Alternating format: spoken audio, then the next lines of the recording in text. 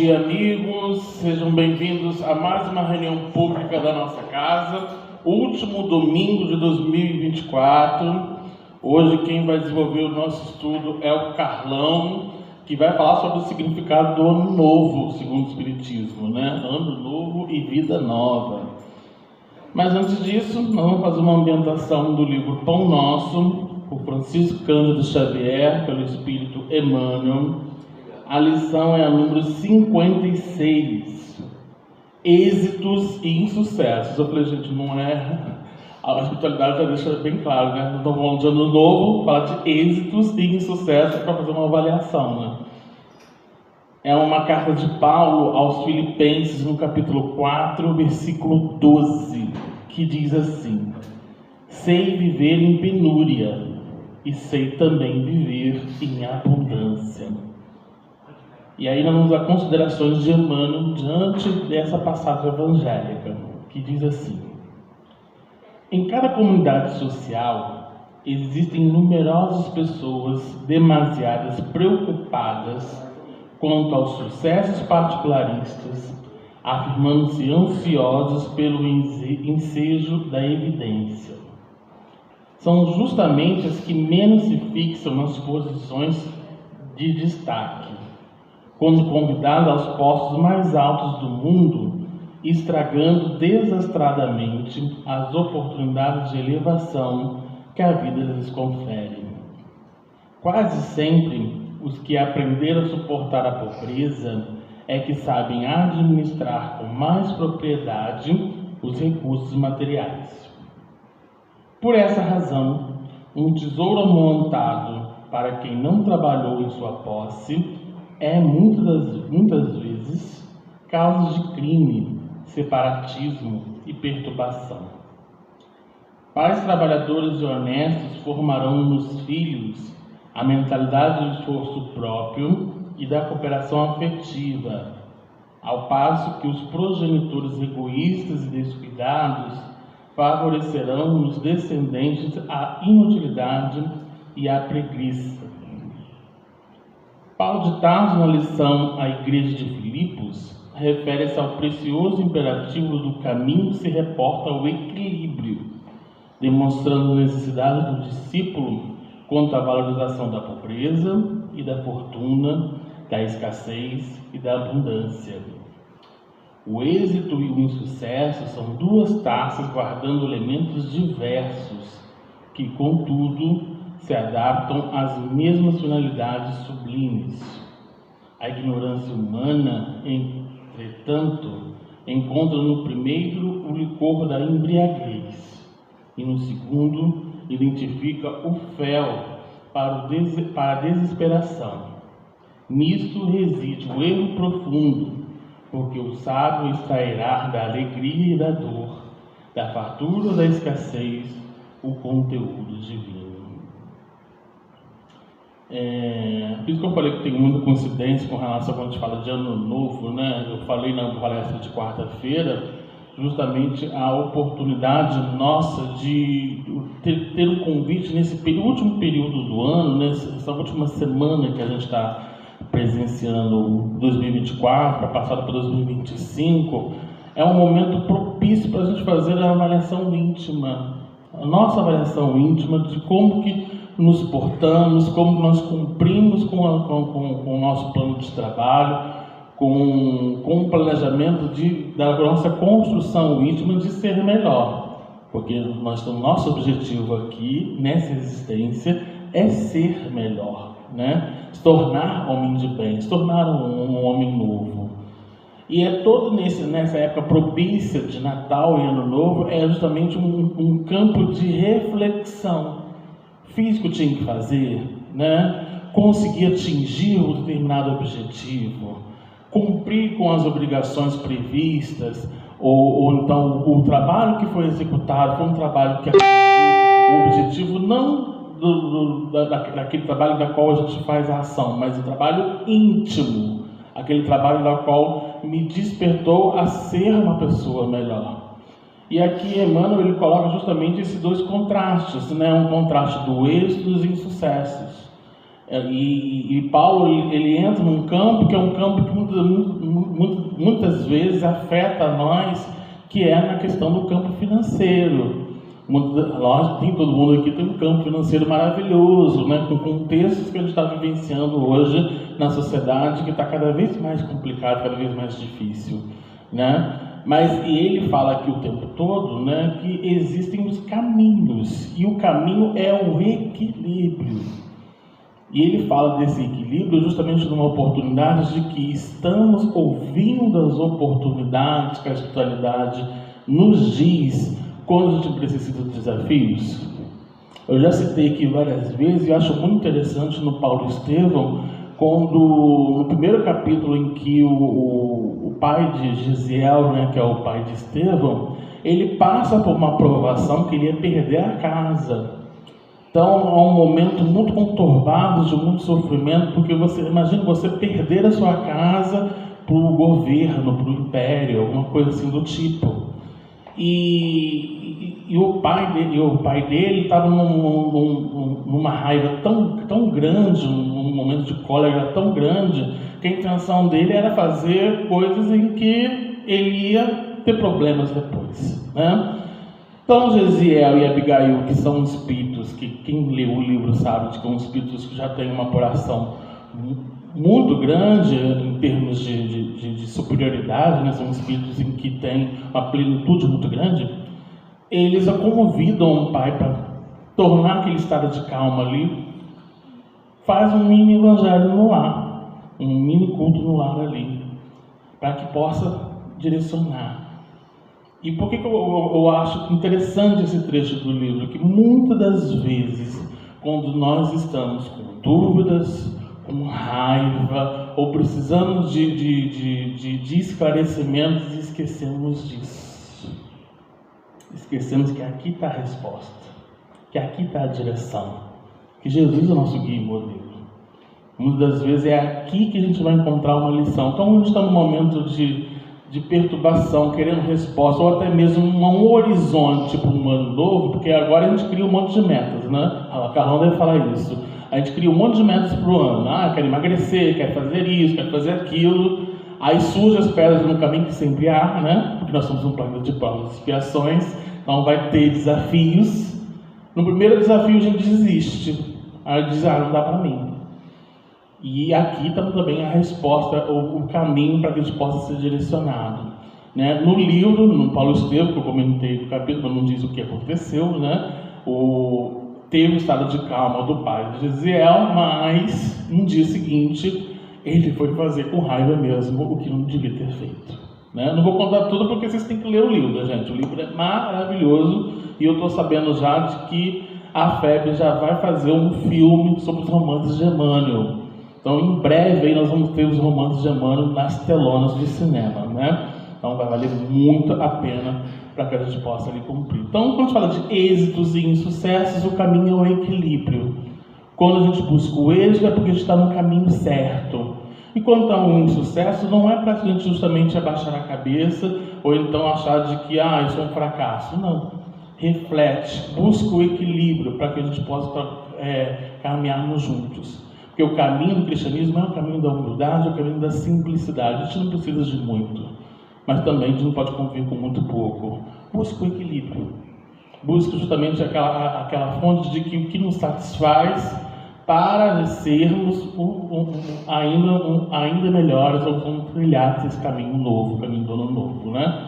Adiantei um pouquinho do que o Carlão vai falar de palestra, mas acho que tem tudo a ver com o que ele vai falar hoje de ano novo, fazer um exercício que Santo Agostinho diz para a gente todo dia, lá na 919, a gente fazer aquele exercício diário de também fazer nossa avaliação íntima, o que está bom, continua, e o que não está legal, vamos fazer uma meta, criar um caminho para melhorar esse caminho ainda mais, né? Não deixar tem gente que fica, eu costumo dar muito esse exemplo, né? Eu estou sem conversar com um irmão, com um parente, 20 anos. E aí, esses 20 anos fica lá o tempo todo, né? E a gente acha de que ao desencarnar, vou deixar sem conversar mesmo, quando desencarnar, acha que já está liquidado. Não está, não. O trabalho aumenta, né? ainda mais, porque o convívio em família, a gente sabe de que tem o equilíbrio também, justamente das relações simpáticas e antipáticas, que aquilo ali é um exercício para nós, né? Para todo mundo. Então vamos levar nossos pensamentos então, agradecer ao amigo mestre Jesus a oportunidade bendita de estarmos nessa casa de caminho, aprendendo um pouco mais das lições desse teu Evangelho. Nesse último domingo de 2024, possamos avaliar as nossas ações e ainda refletir diante das mensagens do Evangelho, as mensagens que o Carlão e sua espiritualidade amiga que o conduz, que o intui, para que a gente possa fazer um exercício a partir de 2025 de uma forma diferente, envolvendo os familiares, envolvendo a sociedade, envolvendo o íntimo.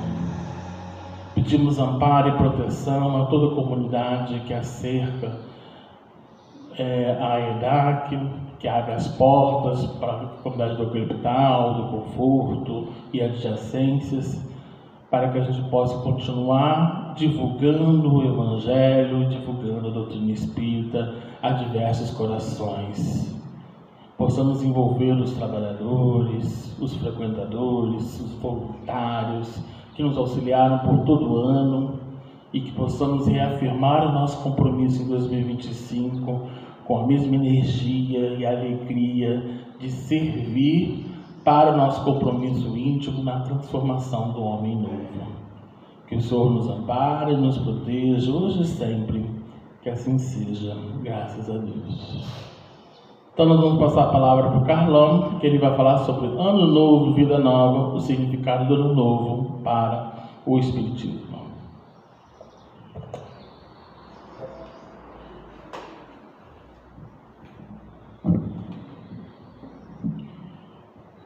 Bom dia, meus irmãos, minhas irmãs, que Jesus os abençoe. Falar de Ano Novo, para muitas pessoas, é uma repetição de tudo aquilo que a gente vem ouvindo, falando ao longo da nossa vida, né? É muito interessante quando nós observamos os nossos comportamentos. Desde quando o Felipe me passou o tema da manhã de hoje, eu tenho conversado com alguns amigos e tenho perguntado: o que você espera de 2025? Quero dizer para vocês que a grande maioria, vamos dizer, 8 entre 10 pessoas, está preocupada com as coisas materiais. Alguns, os mais jovens, um emprego, alguns que estão em transição, um novo emprego, as donas de casa, que a minha casa, né, que eu consiga reformar a minha casa. Enfim, a grande maioria preocupada mesmo é com os bens materiais. Raros foram aqueles que me disseram, porque eu perguntei para muita gente, raros são aqueles que me disseram que querem ter saúde, que querem ter uma melhora espiritual. Raros foram esses. Então, quando nós percebemos, meus irmãos, que o tempo é um tesouro maravilhoso, mas é também um tesouro passageiro, né? Ele escorre por entre os dedos das nossas mãos. E um detalhe, não volta. Perdido, para sempre perdido. Perdeu-se um tempo, você nunca mais vai recuperar. Você pode até vivenciar a mesma experiência numa outra condição, com outras pessoas, em outras situações, mas nunca será a mesma experiência. Nunca você vai conseguir voltar atrás. Na ficção científica, né, tem uns filmes que o indivíduo volta, né, volta ao passado e tal. Será isso possível? Talvez na nossa lembrança. Talvez quando nós estivermos fazendo as viagens interestelares, né? Talvez seja possível isso. Mas por hora nós temos que aproveitar bem o tempo a oportunidade que Deus está nos oferecendo. Então nós pegamos lá de um livro que é pouquíssimo conhecido, né? Que é o livro O Evangelho de Chico Xavier. Aí pegamos lá na lição número 17, pegamos apenas um itemzinho. O Chico dizia o seguinte: dos companheiros espíritas desencarnados que tenho visto, nenhum está satisfeito consigo mesmo. Todos eles têm se queixado da sua falta de empenho no melhor aproveitamento do tempo. Ou seja, chegando no mundo espiritual, a primeira coisa que nos acontece é: como eu perdi tempo?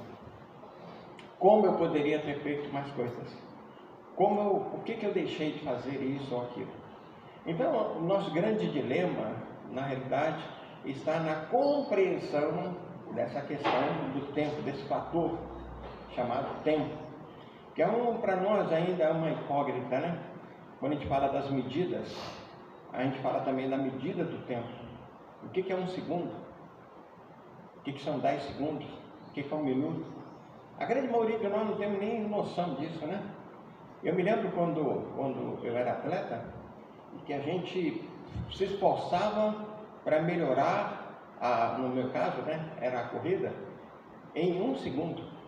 Não, na próxima, né, treinava muitas vezes um mês inteiro para ganhar 1 segundo de vantagem. É 1 segundo de vantagem.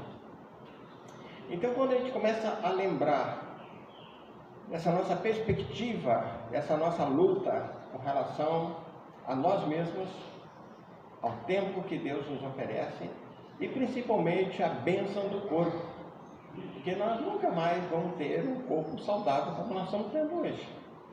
É verdade? Daqui a 30 anos, daqui a 40 anos, quantos de nós estaremos aqui? Daqui a 50 anos, talvez uma moçada nova aí, mas talvez alguns de nós ainda meio capenga, né? E eu não estarei por aqui mais, né? Daqui a 50 anos com certeza não estaremos mais. E então, meus irmãos, eu quero avançar aqui mais um pouquinho, lembrando um poema chamado justamente isso aí, Conta o Tempo. Foi o primeiro poema que eu decorei lá na minha infância, né? Eu estava com 8 anos e no final do ano eu declamei isso na nossa festinha de encerramento do ano. Diz assim: Deus pede hoje estrita conta do meu tempo, e eu vou do meu tempo dar-lhe conta. Mas como dar sem tempo tanta conta? Eu que gastei sem conta tanto tempo. Para dar a minha conta feita a tempo, o tempo me foi dado e não fiz conta. Não quis, sobrando tempo para fazer conta. Hoje quero acertar a conta e não há tempo. Ó vós que tendes tempo sem ter conta, não gasteis o vosso tempo em passatempo. Cuidai enquanto é tempo em vossa conta, pois aquele que sem conta gasta um tempo, quando o tempo chegar de prestar conta, chorarão como eu por não ter tempo. Bastante significativo, né? Esse poema foi escrito pelo Frei Antônio das Chagas, né? E o nome dele era Antônio Fonseca, um português, que viveu entre 25 de junho de 1631 e 1682. Viveu apenas 51 anos, né? Um pouquinho de tempo, mas bastante promissor para a sua época e bastante trabalhoso também, porque ele, não só esse poema, mas ele fez muitos outros. Então, quando a gente pensa, meus irmãos, o quanto nós estamos gastando tempo sem fazer as contas, ou seja, sem ter um quantum de experiências saudáveis, válidas, para nós apresentarmos diante de Deus quando chegar a nossa hora, porque fatalmente vai chegar. Isso é a única certeza que nós temos. E quando nós nos apresentarmos diante de Deus, nós temos que ter com as nossas mãos, né? Se possível, as nossas bolsas, se possível ainda os nossos balaios, né? Cheios de boas experiências, para que a gente possa justificar a experiência que Deus nos ofereceu para nos apresentarmos diante dele bastante tranquilos, porque sabemos que grande parte de nós não teremos essa chance, né? O significado do novo ano para o Espiritismo, nós procuramos entender da seguinte maneira. Primeiro, não existe nenhuma outra conceituação, não existe nenhuma outra doutrina que fala para a gente acerca do tempo, nenhuma conceituação filosófica, religiosa, administrativa, jurídica ou científica, né, que fala para a gente como a doutrina espírita fala do tempo. Por exemplo, quando a gente fala na parte administrativa, né, a cobrança do tempo, os prazos válidos, na área jurídica, por exemplo, os prazos que os juízes oferecem para você se apresentar, para você se justificar, né, para você entrar com seus recursos, não é verdade? Os prazos dos pagamentos dos tributos, mas nenhuma outra, nada disso classifica o fator tempo como a doutrina espírita classifica. Outro item é a questão da imortalidade e da eternidade. Vocês estão vendo bem? Quer que apague essa luz aqui? Acho que vai ficar melhor, não? Vai ficar. Melhorou? Melhorou. Ótimo. Então, a questão da imortalidade e da eternidade. A doutrina espírita, ela faz um relacionamento de eternidade e de imortalidade diferente de todas as outras doutrinas. Então, por exemplo, nós somos espíritos imortais, porque nós tivemos um começo. Não teremos fim. Enquanto que Deus é a eternidade. O universo, de uma certa forma, também é a eternidade, porque vai ocorrer as transformações. Quando Lavoisier aplicou aquela lei que ele apresenta, né, que na natureza nada se cria, nada se perde, tudo se transforma. Então não podemos entender por aí uma questão de eternidade, ou seja, vai continuar sempre existindo, só de outra forma. E a doutrina espírita fala isso para a gente, porque nós fomos criados lá no passado, lá alguns milhões, quem sabe ainda alguns bilhões de anos atrás, por Deus na condição de simples e ignorantes. Simples, por não sabermos o que é o certo, o que é o errado, o que é o bem, o que é o mal. E ignorantes, porque desconhecemos as ciências, desconhecemos as filosofias, desconhecemos tudo. Então essa asa da intelectualidade, né, e a asa da moralidade que vem nos apresentar Emmanuel, deixa bem claro para nós a questão da nossa imortalidade, ou seja, nós estaremos sempre prestando contas a Deus das nossas atitudes, dos nossos momentos, da nossa vida, de tudo. Nós estaremos sempre prestando conta a Ele. E a outra questão é o tempo e espaço. Em filmes, em livros de ficção científica, né, sempre fala isso, né, a questão do tempo e do espaço. O que é o tempo? O que é o espaço? Por exemplo, quando nós analisamos a Terra, que ela dá uma volta em torno do Sol em 365 dias e 4 horas, né? Aliás, em 6 horas, né? Então, ela gasta esse tempo para dar a volta. Em outros planetas, gastam menos tempo ou gastam mais tempo para dar essa volta. Então, a questão do dia e da noite, tudo é uma questão que a gente vai anotando e a gente vai vendo o quanto é importante. Quando nós estudamos a questão dos insetos, né, esse mosquitinho que a gente vive tocando, né, jogando veneno em cima dele, a maioria desses mosquitos, os mosquitos domésticos, né, eles vivem 24 horas. É toda uma vida do nascimento, do seu desenvolvimento, do seu crescimento, do seu amadurecimento, da sua procriação e da sua morte. Então, são 24 horas de vida apenas. Outros micro-organismos vivem muito menos. Em compensação, nós vamos encontrar outros seres vivos, né, que podem durar muito mais tempo. Podem passar até de um século de vida. A gente vai mais adiante aqui, meus irmãos, lembrando, né, que os nossos encontros, os nossos desencontros e os nossos reencontros. A doutrina espírita é a única que vem falar para a gente a questão da nossa simpatia e da antipatia espiritual, que muitas vezes antecede a essa vida. Então, por isso que muitas vezes você se apaixona por uma determinada pessoa, né? Você passa a admirá-la sem nunca ter falado com ela, sem nunca ter visto. Mas por quê? Isso vem de antanho, né? De outras vidas passadas. Da mesma maneira que nós iremos levar dessa vida as nossas simpatias e também as nossas antipatias, se nós não nos fizermos, né? Então, esses irmãos de jornada, né? Que a gente tem um processo de antipatia, seria uma lástima se nós perdêssemos de vista, se nós os abandonássemos, se nós não tivéssemos mais contato com eles. Então, as nossas antipatias, as nossas simpatias perderiam completamente o sentido se não tivesse uma nova oportunidade. Então, por isso que Deus, na sua infinita sabedoria, nos criou para vivermos a imortalidade e, consequentemente, nós nos reencontraremos muitas vezes. Por isso, meus irmãos, aproveitar bem a oportunidade quando nós estamos juntos com determinadas pessoas. Há 2 semanas atrás, nós tivemos com um amigo, conversamos com ele um pouco e tal, né? E marcamos a gente conversar mais. Só que na semana seguinte ele desencarnou.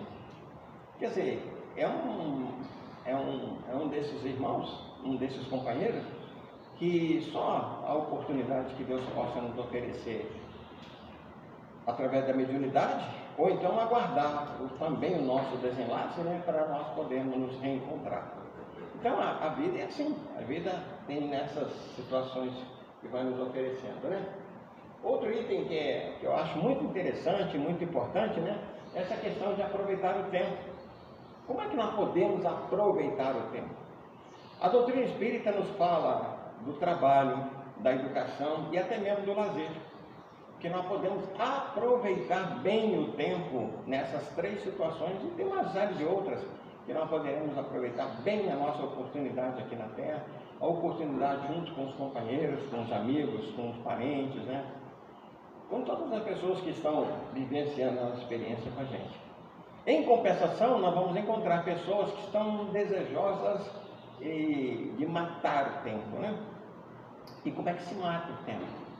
É deixá-lo passar, né? Aí a gente tem que lembrar o Zeca Pagodinho, né? Aquele samba dele, né? Deixa a vida me levar, né? Não quero nem saber, vai, né? Até a morte chegar e nos encontrar. Então, matar o tempo, tem muitas pessoas que matam o tempo como no ócio, né? Ou seja, não fazer nada o tempo todo, não aproveitar a oportunidade. Outras pessoas têm uma preguiça tremenda, não conseguem desenvolver uma atividade porque está sempre achando que não tem competência, não tem condições e tal, mas muitas vezes uma preguiça que vem lá da sua mente, né? Uma preguiça mental que a impede de desenvolver o trabalho. Mas hoje, na nossa sociedade, nós temos um grande problema que é a tal da procrastinação, ou seja, de deixar para amanhã, deixar para o dia seguinte. E aí, em compensação, tem muitas pessoas que já estão querendo deixar para a próxima encarnação, né? Eu até comentei já aqui uma vez, eu estava vendo um desses capítulos de uma novela, em que a personagem falou assim, não, isso aí está muito complicado, está muito difícil, tá? Acho que eu vou deixar para a minha próxima encarnação. A pergunta é, será que nós vamos ter uma próxima? Como será essa próxima encarnação? Em que condições? E será que nós teremos a oportunidade de conviver com as mesmas pessoas nessa próxima encarnação? Essa é uma questão que a gente tem que levantar. Então, a procrastinação, esse detalhe de deixar para depois, talvez a gente não tenha oportunidade de fazer. A oportunidade é hoje, é agora. O tempo é hoje, é agora. Então, eu admiro muito as pessoas, sabe que se tem que fazer, vamos fazer, né? Aquele velho ditado, né? Não se deixa para fazer amanhã o que se pode fazer hoje, porque amanhã você vai acordar mais aliviado, porque caso contrário você vai dormir com a preocupação que amanhã eu tenho que fazer isso ou fazer aquilo. E o outro item, meus irmãos, ainda dentro desse capítulo, né? Dentro desse item, como é que nós entendemos os ensinos da doutrina espírita. A doutrina espírita mostra para nós que o tempo ele é valiosíssimo, as oportunidades podem não ter uma repetição e tudo é único na vida. Tudo é único na vida. Talvez só aconteça uma única oportunidade, um único momento, uma única situação para a nossa existência. E, por último, aqui, nessa nossa significação, né, a questão da reencarnação. Há pouco tempo atrás, numa palestra, né, eu falei do dogma da reencarnação. Aí teve uma pessoa lá que se levantou, né, indignada, né, tal, mas a doutrina espírita não tem dogma, né? A doutrina espírita não tem dogma. Aí me deu vontade de falar, vamos estudar, meu irmão, vamos estudar, né? E o próprio Kardec fala em dogma da reencarnação. Então, como era um estudo mais ou menos semelhante ao que nós estamos fazendo hoje, o dogma da reencarnação, ele faz com que a gente avance para um nível superior. A doutrina espírita, ela está no nível superior a todas as doutrinas, justamente pela justiça de Deus, pela bondade de Deus e pela justiça da reencarnação. Então é isso que faz a doutrina espírita ser diferente de todas as outras doutrinas.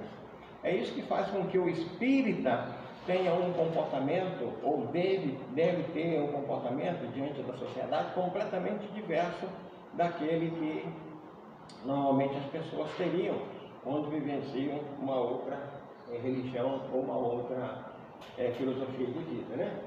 Então, por isso, nós pegamos a pergunta 171 do Livro dos Espíritos. Então, na próxima vez, quando alguém falar para vocês que a doutrina espírita não tem dogma, manda ler a pergunta 171 do Livro dos Espíritos, onde Kardec questiona sobre o que se funda o dogma da reencarnação.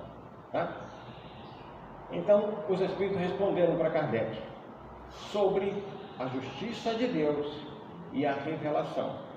Pois não nos cansamos de repetir, um bom pai deixa sempre aos filhos uma porta aberta ao arrependimento. A razão nos diz que seria injusto privar para sempre da felicidade eterna aqueles cujo melhoramento não dependeu deles mesmos. Todos os homens não são filhos de Deus? Somente entre os homens egoístas é que se encontra a iniquidade, o ódio implacável e os castigos sem perdão. Ok? Então, só para fixar bem, a doutrina espírita tem um único dogma, que é o dogma da reencarnação. O que significa dogma? Dogma é aquilo que já se explica, é aquele que não precisa nenhuma outra palavra para explicar, né? Então, a Igreja Católica tem alguns dogmas que são discutíveis. Outras doutrinas têm seus dogmas que são discutíveis, mas a doutrina espírita tem esse dogma aí que, no meu entender, no pouco que eu sei, é um único, que a gente não precisa buscar muita informação, sabe? Porque a reencarnação, de uma certa maneira, ela já está gravada no nosso íntimo, né? Como está lá no Livro dos Espíritos também. Onde está escrita a lei de Deus? Está escrita na nossa consciência. Então, o processo encarnatório também está escrito na nossa consciência. E aí, Kardec vai tecer algumas considerações muito interessantes. Primeiro, todos os espíritos têm a perfeição por meio das provas da vida corpórea. Ponto pacífico para nós, né? Nós estamos aqui para sermos provados. Nenhum de nós, quando fazemos as escolhas da nossa reencarnação, das nossas provações, das nossas expiações, ninguém, mas ninguém mesmo no mundo espiritual pede para ser criminoso, ninguém planeja ser um assassino, ninguém pensa em ser um corrupto, um ladrão, ninguém pensa nisso. Ele está vivenciando conforme está lá no Livro dos Espíritos, a partir da pergunta 258, né? A escolha das provas. Então, quando nós fazemos as escolhas das nossas provas, nós fazemos sempre voltada para o bem. O Felipe falou muito bem aqui, né? Que todos nós vimos para a Terra, né? Nós renascemos para isso. Nós renascemos para melhorar. Nenhum veio para cá para piorar, mesmo porque não há nem condições disso, né? A única forma que algumas pessoas encontram é de permanecer no mesmo nível.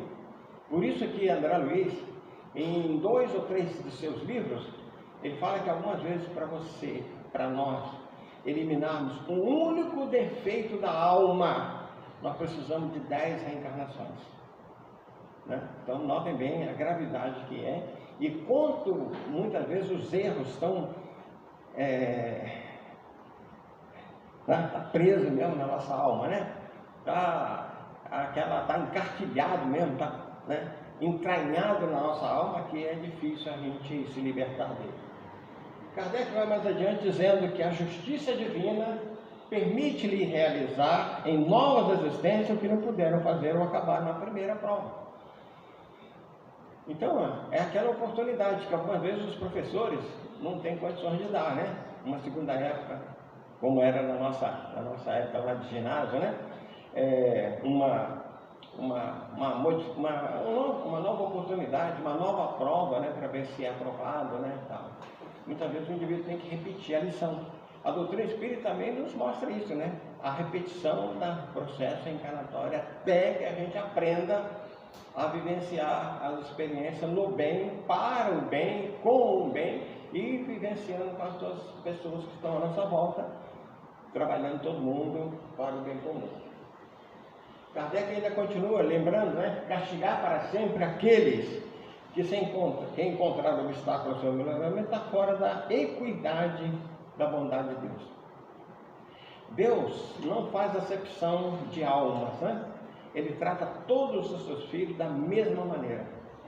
Então, como a lei de Deus é única para todo o universo, em qualquer canto do universo, em qualquer ponto, em qualquer planeta desse, a mesma lei de Deus vige para todas as pessoas. Todas as leis, toda a lei de Deus é única e cada um de nós vamos ter que segui-la. Não tem outra forma, não tem outra maneira. Não adianta mudar de escola, porque talvez lá nessa outra escola, né, vai ser mais tranquilo, vai ser mais suave, vai ser mais leve, né? Não é assim, não. Lá vai ter tanta rigidez da lei divina quanto aqui na Terra, quanto existe em qualquer outro planeta. Se a sorte do homem fosse irrevogavelmente fixada após a sua morte, Deus não teria pesado as ações de todos na mesma balança e não os teria tratado com imparcialidade. Acho que ninguém tem dúvida com relação a isso também. Então, quando a gente percebe, irmão, que essa ideia de que uma vez morto, né, não tem mais nada que fazer, algumas religiões, eu já tive a oportunidade de assistir isso, né, em que dirigentes religiosos dizem, né, que não adianta você rezar pelo morto, não adianta você fazer prece pelo morto, porque já morreu, acabou a oportunidade dele, o que ele tinha que fazer, teria que ter feito antes de dar o último suspiro. Então, se não fizer dessa forma, não tem mais jeito, não tem como, né? Então não tem modificação alguma. E a doutrina espírita mostra para a gente que não é bem assim, que nós estaremos sempre sob o amparo, o amor de Deus. E essas oportunidades, elas são perenes. E Deus está sempre renovando o nosso catálogo, né, de opções para a gente melhorar cada vez mais. A reencarnação admite muitas existências sucessivas. Tanto assim que, quando se pergunta lá no livro do Espírito, quantas reencarnações há? Vai depender do freguês, né? Algumas pessoas, alguns espíritos, avançam muito rapidamente com poucas reencarnações. Em compensação, alguns outros vão demorar muito tempo. Eu me lembro que, com mais ou menos na idade de 16 anos, eu ganhei um livreto do Rosa Cruz. E esse livreto era muito interessante. Eu tinha até há pouco tempo atrás, quando eu fiz a bobagem de emprestar para uma pessoa e lamentavelmente se perdeu, né? E eu já procurei outros e não encontrei. O livreto era da Ordem Rosa Cruz, que dizia 10 reencarnações em uma. 10 reencarnações em uma. Eu vou dar para vocês um resumo. Como é que nós podemos vivenciar 10 reencarnações em uma? A primeira é a que a doutrina espírita prega com todas as letras, né? A prática da verdadeira caridade. A gente vai lá no Livro dos Espíritos, pergunta 886. Como é que nós podemos entender a verdadeira caridade como entendia Jesus? Benevolência para com todos, indulgência para com os erros da lei e perdão das ofensas. Então, nesse livreto, ele deixava bem claro para nós da importância de você viver fazendo o bem, aproveitar todas as suas oportunidades fazendo o bem, de você entender o seu irmão como você se entende, como é que você gostaria de ser tratado. Aí a gente lembra Jesus, a ética do Cristo, né? Como é que nós podemos tratar o nosso irmão? Da mesma maneira que nós gostamos de sermos tratados. E por último, a questão do perdão das ofensas. Perdoar sempre, né? E aí Jesus, não é perdoar 7 vezes, mas 70 vezes 7 vezes, né? Ou seja, 70 elevado à 7ª potência. Isso dá um número aproximadamente de 3 trilhões. 3 trilhões. 402 bilhões. E vai mais alguns números aí de perdão. E nós nunca poderemos viver uma vida inteira, nós não vamos conseguir perdoar tudo isso. Mesmo porque a gente entra no campo de Francisco de Assis. Quando alguém foi lhe pedir perdão, porque, Francisco, eu fui muito mal, eu agi muito mal, eu fiz isso, fiz aquilo contra você e tal, né? E hoje, vendo a sua obra, eu vim aqui te pedir perdão. Aí o Francisco de Assis disse, mas eu não me lembro nada disso. Aí o camarada vai e relembra. Ele falou, pois é, eu te ofendi muito naquela época. Aí o Francisco de Assis disse para ele, mas eu não me senti ofendido. Né? Você vai parar de perdoar na hora que você não se sentir ofendido mais. Certo? Não se deixar levar, não se deixar ofender, não se deixar abater, né? Pelas coisas que as pessoas dizem, pelas coisas que as pessoas fazem. É deixar, porque o tempo vai curar tudo isso. Então, Francisco de Assis, ao dizer, eu não me senti ofendido, é um nível que nós precisamos chegar, né? O segundo item desse livreto que eu estava falando para vocês, é a questão de estudar. É vocês aprimorar cada vez mais, aprender o máximo possível. Porque um espírito superior, e a doutrina espírita deixa bem claro para a gente, um espírito que chega na condição de espírito puro, ele vai dominar todas as ciências. Calculem bem, quem tem dificuldade com matemática, com física, com química, com biologia, né? Certo? Olha que maravilha! Um dia nós vamos dominar tudo isso. Porque os espíritos superiores, eles são engenheiros, eles são químicos, eles são arquitetos, eles são geólogos, eles são tudo. Porque é necessário aprender tudo isso, todas as ciências. Então hoje nós somos muito especialistas, né? Um vai para uma área, né? Aqui nós temos pessoal da área médica, né? Se especializou nisso. Mas nós vamos ter que avançar um pouco mais. Está lá o seu Luiz, que foi um caminhoneiro, o Luiz Carlos, que é eletricista. Nós estamos hoje focados em determinados pontos, certo? A Arlete, que é uma boleira, né, de mão cheia. Então, um dia nós vamos dominar tudo isso. Um dia nós vamos conhecer todas essas ciências, quando formos espíritos perfeitos, conforme está na pergunta 170. Em que se transforma o espírito depois da sua última encarnação? Que não se dá no planeta Terra. Em espírito bem-aventurado, em espírito puro. Então nós teremos aprendido e saberemos todas essas ciências aí. E o outro ponto, que eu acho muito interessante, por isso 10 encarnações em uma, é quando ele lembrava de, além de você fazer o bem, você desapegar-se dos seus bens materiais. Né? O desapego aos bens materiais. Hoje a gente tem até uns programas na televisão que eu acho muito interessante, né? São chamados acumuladores. As pessoas vão juntando tralhas, muita coisa, né? E as pessoas têm uma dificuldade muito grande em se desapegar disso. Há pouco tempo atrás nós vimos, né, uma mulher de um presidente que tinha 300 pares de sapato, sendo que ela só vai poder usar um de cada vez. O Chico Xavier foi chamado a atenção pelo Emmanuel, porque ele estava com 2 ternos, né? E alguém chega lá e fala, Chico, eu estou precisando de um terno, porque eu vou me casar, não sei o que. Tá. Aí o Chico vira para ele, meu irmão, mas sinto muito, mas eu não tenho, né? E aí o irmão vira para ele, tem sim, Chico, você acaba de ganhar um terno novo, né? Mas eu vou precisar dele. Pois é, mas você só tem um corpo, né? Por que você vai precisar de 2 ternos? Então é isso, aprender a se desapegar, aprender a se libertar desses bens materiais. Então esses itens aí que eu gravei, porque de tanto que eu li esse livreto, mostra pra gente o quanto nós necessitamos avançar, né? Subir nessas escalas evolutivas, sabe? Se desprender dessas coisas materiais. Avançando aqui ainda, a doutrina espírita, meus irmãos, e a reencarnação é a única que pode explicar o nosso futuro e fundamentar nossas esperanças, pois oferece-nos o meio de resgatar os nossos erros através de novas provas. Calcule bem, se nós não tivéssemos chance de recompor, de refazer a nossa vida, seria uma lástima. Mas a doutrina espírita, calcada na reencarnação, vamos lembrar que a reencarnação não é objeto único dos espíritas. 2/3 da humanidade acredita na reencarnação. Todos os povos do Oriente acreditam na reencarnação.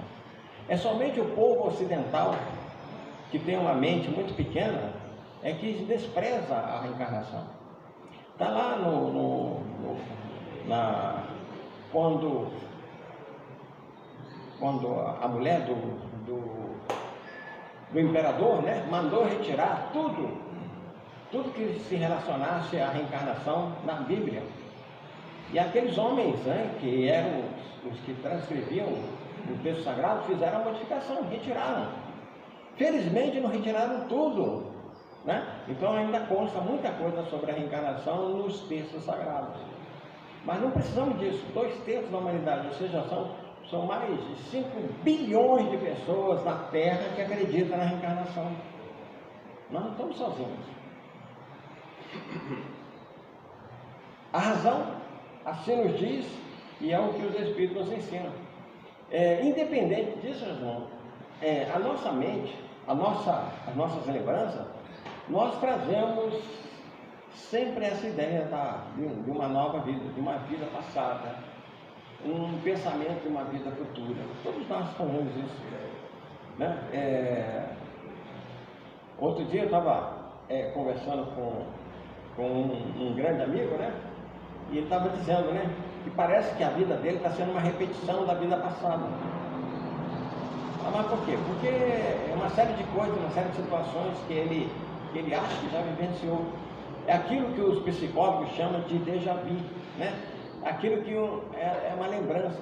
Quando acontece, isso já me aconteceu antes. E talvez não seja dessa vida, seja de encarnações passadas, de acontecimentos passados. A gente sempre tem isso. Uma ciência que foi bastante divulgada numa época passada aí, que era da terapia das vidas passadas, ajudou muitas pessoas, porque fazia com que as pessoas buscassem lá no seu passado, lá na encarnação passada, né, os seus traumas, a origem dos seus traumas, e isso ajudou muitas pessoas. O homem, consciente da sua inferioridade, encontra na reencarnação uma consoladora esperança. Só que aqui nós esbarramos num problema. Como é que o indivíduo vai se conscientizar da sua inferioridade com tanto orgulho que ele traz? Com tanto egoísmo que ele carrega? Olha bem a dificuldade. Então, para nós nos conscientizarmos da nossa inferioridade, nós temos que fazer aquilo que Santo Agostinho nos orienta na pergunta 919, item A. Fazei o que eu fazia quando estive na terra. Ao final de cada dia, passava em revista tudo o que fizera e procurava ver se alguém tinha alguma coisa contra mim. Se feito por outra pessoa, eu iria ficar meio zangado, meio chato, meio chateado com isso. Então, Santo Agostinho nos dá a orientação de como é que nós podemos fazer para nos conhecermos. O autoconhecimento, quanto é importante. E para nós vivenciarmos a nossa experiência nessa agora, melhor ainda é trabalharmos o nosso autoconhecimento. Se crê na justiça de Deus, não pode esperar que por toda a eternidade haja de ser igual aos que agiram melhor do que ele. Então isso também está dentro da nossa humildade, né? Temos que ter a humildade de saber que outras pessoas avançaram, pessoas que estudaram mais. E aí, de vez em quando eu ouço pessoas assim, mas você teve muita sorte, né? Não foi sorte não, foi trabalho mesmo, foi estudar muito, né? Enquanto o pessoal estava lá jogando bola, a gente estava lá estudando. Enquanto o pessoal estava fazendo viagem de final de semana ou de final de ano, a gente estava lá com a cara nos livros, né? Então é isso, não é sorte, é trabalho. E as pessoas precisam entender isso.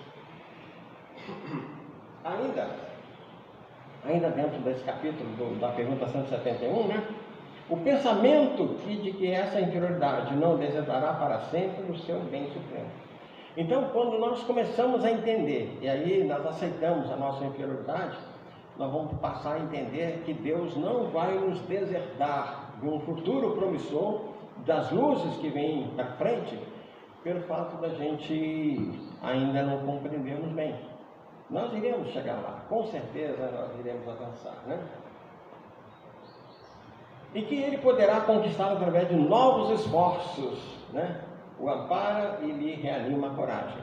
Quando Kardec fala isso, esses novos esforços, meus irmãos, é isso, quando você tem a compreensão do que você fez, do que você não pode fazer mais errado, que você vai seguir em frente, você vai trabalhar mais. Uma pergunta, né? Qual é aquele que no fim da sua carreira não lamenta ter adquirido demasiado tarde uma experiência que já não pode aproveitar? Para alguns de nós aqui de cabelos brancos, né? Passa isso. Quanta coisa nós estamos vendo hoje, que se nós tivéssemos visto há 30 anos atrás, há 20 anos atrás, há 20 anos atrás, a nossa vida hoje seria diferente. Mas não, nós enveredamos, fizemos escolhas, passamos por determinados caminhos. Então agora é aguentar, agora é se sujeitar a essa questão, né? Então a gente vai fazendo. Quantas pessoas, então, Kardec fala, né? No final da sua carreira, não lamenta ter adquirido demasiadamente tarde uma experiência. Passa por nós. Essa experiência tardia não estará perdida, ele aproveitará numa nova existência. Essa que é a grande vantagem. Nada, mas absolutamente nada do que fazemos, nada do que aprendemos, nada do que experimentamos se perde. Nós vamos carregar isso, vai ficar gravado no nosso corpo. Mesmo que a gente mude de planeta, nós iremos carregar. Como os capelinos trouxeram lá os seus conhecimentos, né? As suas virtudes, os seus erros, né? Trouxeram quando vieram para a Terra para vivenciar as suas experiências aqui. Então é isso, a gente tem que trabalhar nessa parte, né? Eu peguei do livro Vozes do Além, Antero de Quental, uma mensagem que ele transmitiu através do Chico, né? No dia 5 de janeiro de 1956, né? Vai estar fazendo aniversário agora, né? Está pertinho. Intitulada O Homem e o Tempo. Olha que poema lindo. Disse o homem ao tempo: ó gêmeo triste, onde a tua caverna horrenda e escura?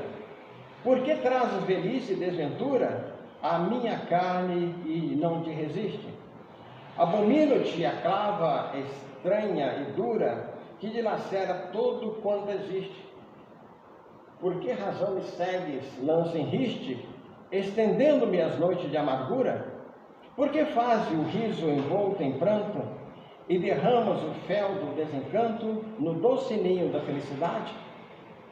Quem és tu, monstro ou Deus, arcanjo ou fera, onde o ninho de sombra que te espera nos remotos confins da eternidade? E é muito interessante que no mesmo dia, na mesma hora, Antero de Quental ditou, através do Chico Xavier, a resposta. Mas o tempo exclamou: ergue-te e vida. Sou o pajem divino que te exorta a seguir para os céus de porta em porta, amparando-te os passos na subida.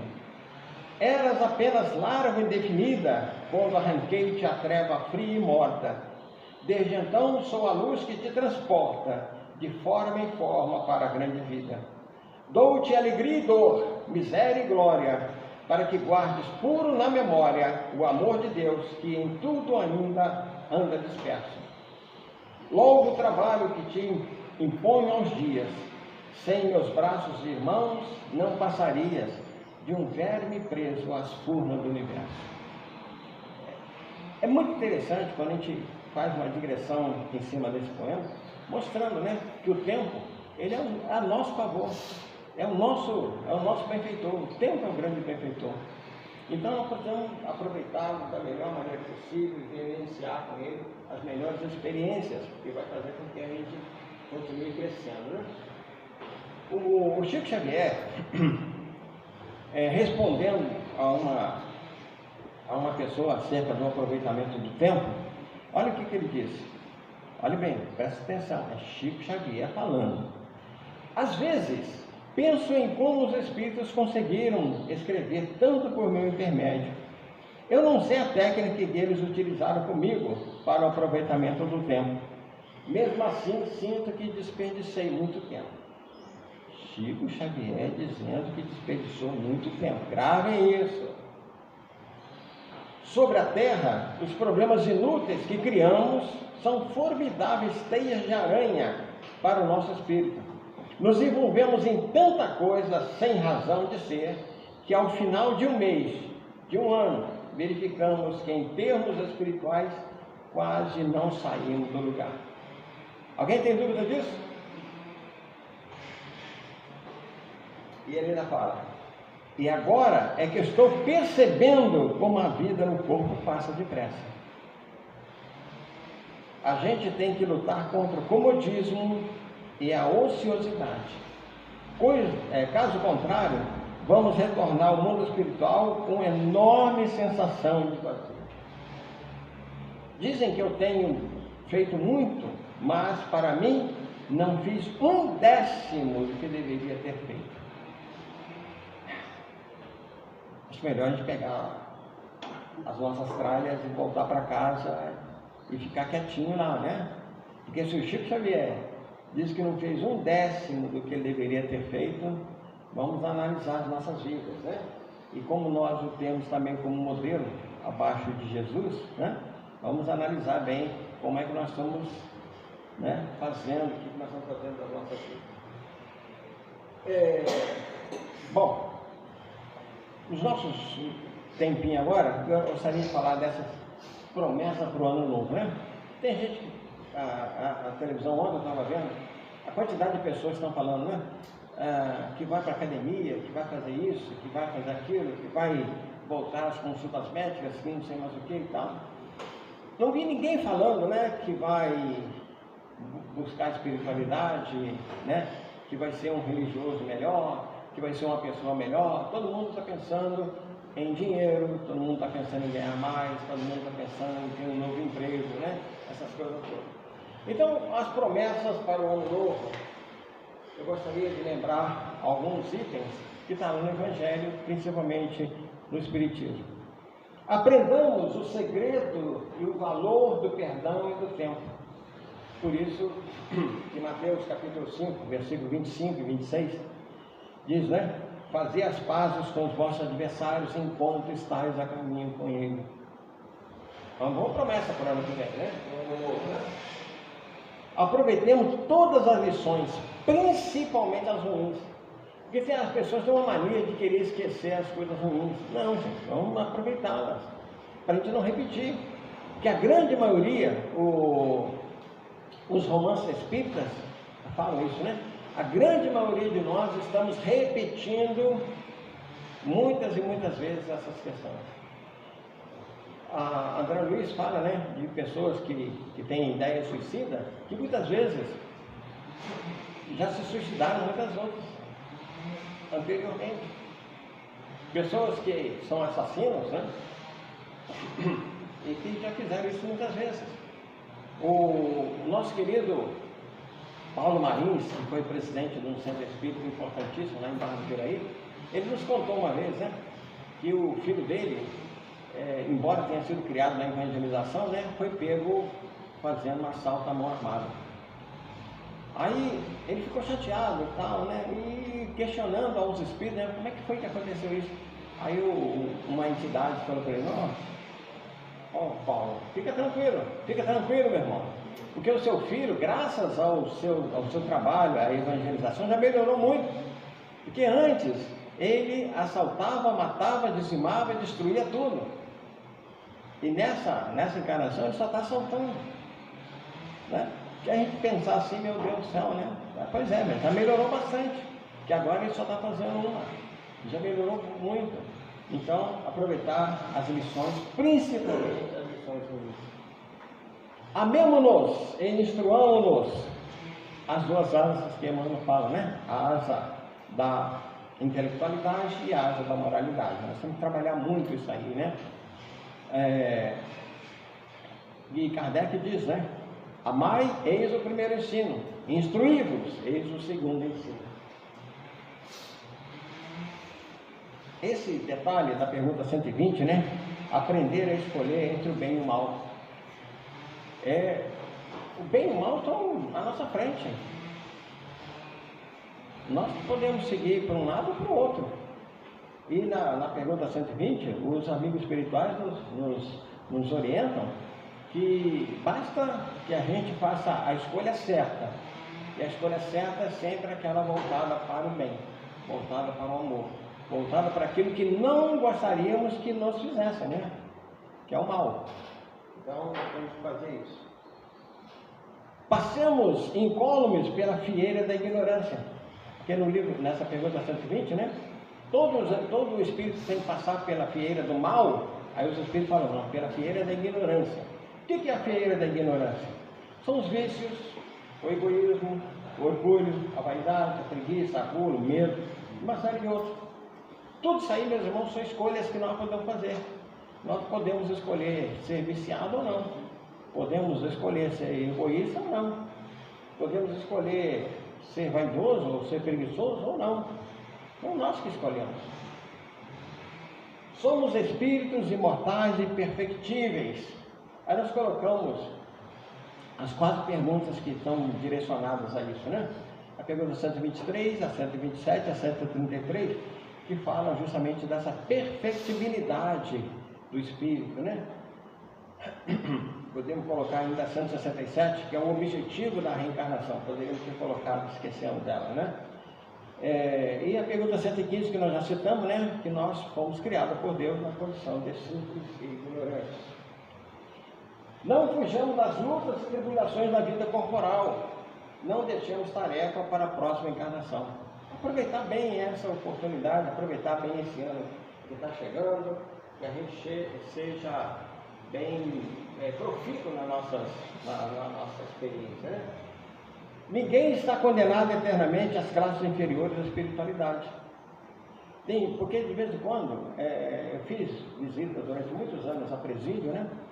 Então eu via lá presidiário que costumava falar assim: eu não tenho mais jeito, eu nasci assim e vou morrer assim.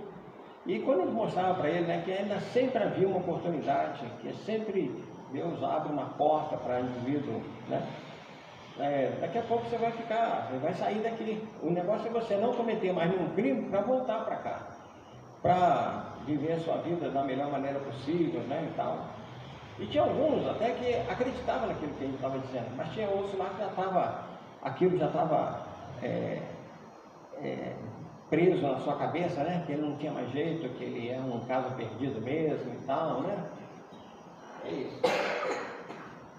Em cada página do livro da vida, lembrando, todos nós somos e temos um livro da vida, onde tudo é anotado, as nossas boas e as nossas más ações, o nosso bom pensamento e o nosso mau pensamento.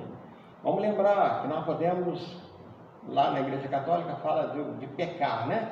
A doutrina espírita não fala em pecado, mas ela fala de responsabilidade e fala de consequência.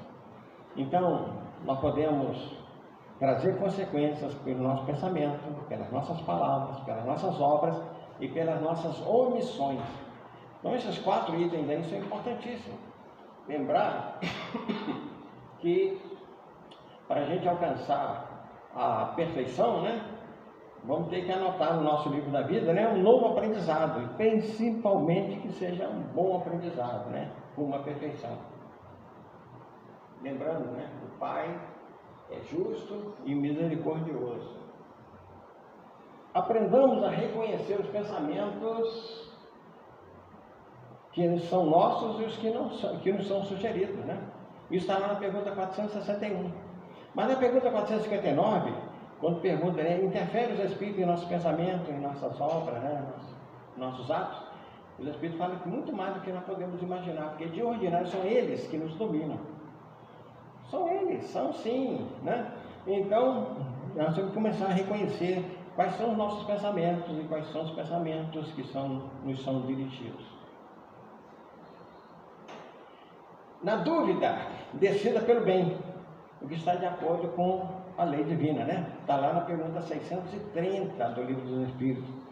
É a gente decidir pelo bem, decidir pelo amor, decidir por aquilo que nós podemos fazer por nós mesmos e pelos outros. Lembremos-nos, Jesus, veja o que querias que vos fizesse, né? Essa é a ética do Cristo. E também está na pergunta 632 do Livro dos Espíritos. Então deixa bem claro para nós que nós devemos querer para os outros, né, o que nós queremos para nós. E ninguém, em sã consciência, vai querer algo de ruim para si próprio. Agora, um cuidado especial com os nossos desejos, né? Tem aí a posse do ouro, né? Daqui a 3 dias, né? 2 dias, tem a Mega Sena da virada, né? 600 milhões. Eu tenho certeza que qualquer um de nós aqui que ganhasse um prêmio desse, nós saberíamos o que ele ia fazer. Tenho certeza disso, pelo que nós conhecemos da doutrina espírita. Agora, notem bem, meus irmãos, está lá também no Livro dos Espíritos, né? A miséria e a riqueza. Qual das duas é mais perigosa? Os Espíritos dizem que as duas são perigosas. A miséria porque leva a gente a blasfemar contra Deus. E a riqueza porque nos abre a porta da infelicidade. Somos nós que escolhemos. Os amigos espirituais estão aí para nos orientar. Então a posse do ouro também está no Evangelho, né? Capítulo 25 e item 9. Cobiçar a riqueza com o desejo de fazer o bem. Essa pergunta eu acho muito interessante. Foi uma das primeiras que eu memorizei quando comecei a estudar o Livro dos Espíritos, a 902. Se o indivíduo que pensa em fazer o bem, angariando, tendo dinheiro, né, tal, aí os Espíritos perguntam, mas não será, em primeiro lugar, fazer o bem a si próprio? É muito interessante a resposta. Então, lembrar isso. Que alguma vez nós estamos desejando dinheiro para a gente ajudar uma creche, ajudar um orfanato, qualquer coisa assim, mas muitas vezes nós estamos pensando no nosso benefício primeiro. Vencer as más tendências, está lá no Livro dos Espíritos, na pergunta 909. E aí é necessário um pouco de esforço, e o que falta é a vontade. E aí, lá no Livro dos Espíritos, né, poucos dentre vós fazem esforços. São esforços mínimos que a gente precisa fazer para nos melhorarmos. E a gente possa fazer isso durante esse ano que está chegando. Aproveitar-se do mal praticado por outrem. Está na pergunta 640, né? Todo mundo deve se lembrar daquela novela Pecado Capital, né? Só os mais velhos aqui, né? Pecado Capital, que tinha o Carlão, que era o Francisco Oco. O Francisco Oco acha uma mala de dinheiro no seu carro, no seu táxi. E aí ele fica com receio, guarda, fica quietinho e tal. Aí quando o pai dele fica doente, ele começa a gastar o dinheiro. Aí como não aconteceu nada, ele começa e faz até uma frota de táxi, né? E aí a vida dele começa a desgraçar, né? Começa o turbilhão de problemas sérios. Então, aproveitar-se do mal praticado por outra, está lá no Livro dos Espíritos 640. É como se você tivesse praticado. Porque você muitas vezes não pratica, porque você não tem coragem. Né? Você não tem um estofo para fazer aquilo, mas se você encontrar um mal praticado, você aplica, você faz. Tarefa imprescindível. Essa, meus irmãos, a gente tem que aproveitar bem esse ano, né? A primeira questão é a educação das nossas crianças. E aí quando a gente fala aqui a educação, não é só a educação formal, é principalmente a educação religiosa. a educação espiritual das nossas crianças. Porque enquanto elas estão lá, está lá no livro dos Espíritos, pergunta 389, lá o período da infância é o mais propício, quando o espírito está levemente preso ao corpo, então ele aprende, ele recebe, ele consegue assimilar muitas questões interessantes para o seu futuro. Então é possível que a gente faça uma melhora muito grande. Isso está no capítulo 14, item 9, né? Educação das crianças. A educação espiritual, importantíssima. Utilizar a educação para extirpar o egoísmo. Está lá na pergunta 914. É somente a educação que vai fazer isso. Então nós temos que começar a educar os nossos filhos, os nossos netos, nossos sobrinhos, para essas questões.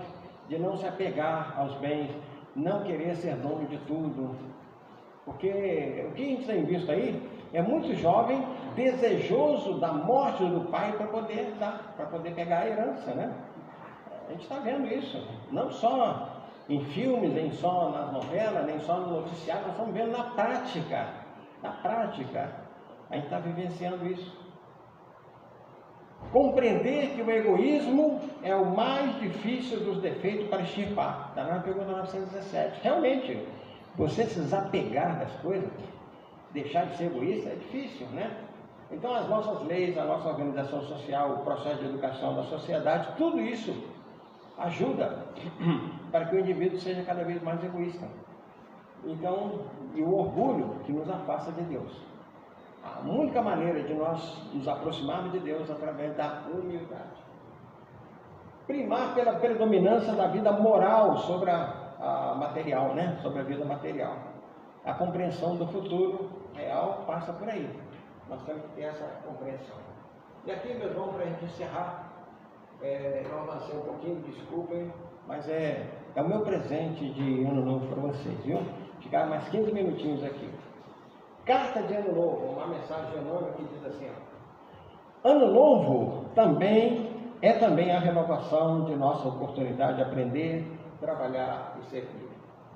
O tempo, como paternal amigo, como que se reencarna no corpo do calendário, descerrando nos horizontes mais claros para a necessária ascensão. Lembra-te de que o ano em retorno é novo dia a convocar-te para execução de velhas promessas e que ainda não tiveste a coragem de cumprir. Se tens algum inimigo, faz as horas renascer-te o caminho da reconciliação. Se foste ofendido, perdoa, a fim de que o amor te clareie a estrada para frente. Se descansastes em demasia, volve ao arado de tuas obrigações e planta o bem com destemor para a colheita do porvir. Se a tristeza te requisita, esquece-a e procura a alegria serena da consciência feliz no dever bem cumprido. Novo ano, novo dia. Sorri para os que te feriram e busca harmonia com aqueles que te não entenderam até agora. E, lamentavelmente, a gente já tem muito disso, né? Recorda que há mais ignorância que maldade em torno do teu destino. Não maldigas, nem condenes. Auxilia a acender alguma luz para quem passa ao teu lado na inquietude da escuridão. Não desanimes, nem te desconsoles. Cultiva o bom ânimo com os que te visitam dominados pelo frio do desencanto ou da indiferença. Não te esqueças de que Jesus jamais se desespera conosco. E como que oculto ao nosso lado, paciente e bondoso, repete-nos de hora a hora. Ama e auxilia sempre. Ajuda aos outros, amparando a ti mesmo. Porque se o dia volta amanhã, eu estou contigo, esperando pela doce alegria da porta aberta do teu coração. Que Deus nos abençoe, que o nosso ano seja muito feliz e que essas festas possam trazer-nos alegria e muita paz. Obrigado.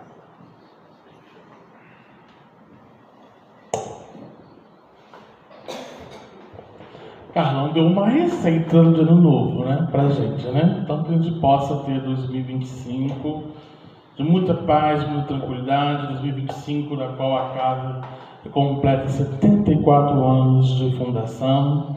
Já temos uma programação para fevereiro, o Robinho já anunciou que na praia de quarta-feira, João Luiz do Nascimento vai estar no dia do aniversário da casa. Então já podemos convidar ali amigos, companheiros que já auxiliaram a nossa casa já nesse período de 74 anos, já nos preparando para 2025, que ele colocou muita coisa ali importante para a nossa reflexão nesses tempos de virada, né? Antes disso, no mês de janeiro também nós vamos ter uma assembleia ordinária. Ela é aberta ao público, mas também aos sócios efetivos, para a qual a gente também presta contas do ano de 2024. Então está todo mundo convidado, se não me engano, acho que é dia 19 de janeiro. Mas a gente pode confirmar depois na divulgação nas redes sociais e também nas palestras, tá? Mas dia 1º de janeiro, vai cair numa quarta-feira, a casa vai estar aberta. Então nós não vamos fechar a casa, nós vamos, as únicas atividades suspensas que estão em recesso são as atividades de estudo, a evangelização e a sopa fraterna. Mas as atividades das reuniões públicas permanecem normais. E dia 1º de janeiro eu vou estar aqui, vou falar sobre o tema Não Vim Destruir a Lei, que é o primeiro capítulo do Evangelho. Vamos começar novamente a estudar o Evangelho com o primeiro capítulo, né? E no próximo domingo o Rogério vai falar um pouco, vai fazer uma dissertação um pouco sobre a Gênese. Também é um mês que a gente comemora o aniversário dos livros da codificação. Então, lá em janeiro tem aniversário do Livro dos Médios e tem aniversário da Gênese. Então, o Rogério vai falar um pouco sobre os São Chegados dos Tempos, né, que é o último capítulo da Gênese, no próximo domingo, tá bom?